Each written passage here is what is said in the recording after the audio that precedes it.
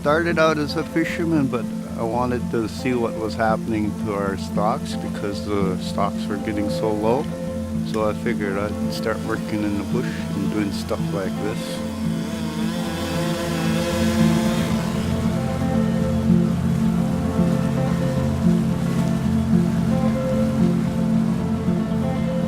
Being born right in the house, one of the last few that have ever been born in the house, it's so isolated. The only way you get in is by boat or by plane. And I bet you over 90% of the village depends on these rivers for like food fish, like the clams on the front beach, oysters. Even I used to go duck hunting at the mouth of the river, and I had to go deer hunting up in the back of us here when they first logged it out. I thought it was the greatest thing when they first logged out, but after seeing all the devastation they did on the creeks and the rivers, something's got to be done about it. So we come into an area similar to this, like when you see there's all the canopy above us. It's mostly alder trees, as you can see around us. And what we're doing is we're just letting more light in for the conifers, like the spruce trees, the hemlocks, and the balsams. We're working right now on riparian restoration of the river.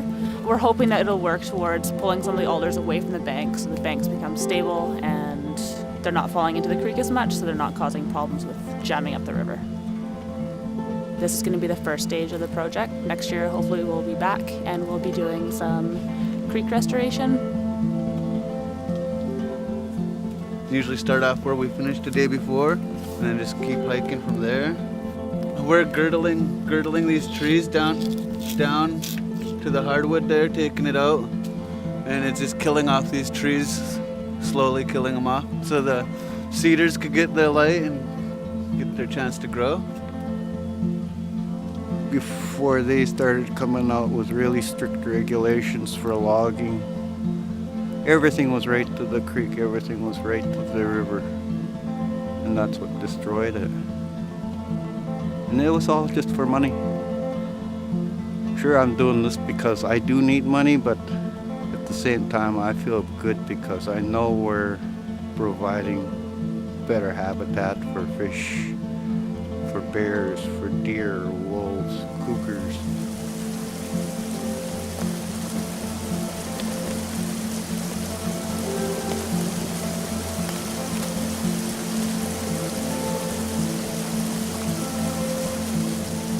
What have I learned? It's just a touch of what needs to be done around Vancouver Island and BC. The time here, my grandson look out the window as I'm leaving to work, yelling out at me, "I love you, Grandpa," and it's like who I'm doing it for. End of the day, you see what's going on, what we've done, and feel good about it after you seeing the end result. I want my grandchildren as well to be used to eating fish. And right now they're living in a big city, and to them a treat is McDonald's. Out here, treat for the kids around here is what we call upsqueak, dried fish. That's like gold to us. I had my kids home for the beginning of summer, and when I first started this, and it was the greatest feeling I had. Knowing what I was doing was for the future of our grandchildren. I'd see my grandchildren run up to me when I got off the boat, asking me what I was doing. I would explain to them, well, they're making the creeks, the rivers better for you guys so you'll have fish when you grow up.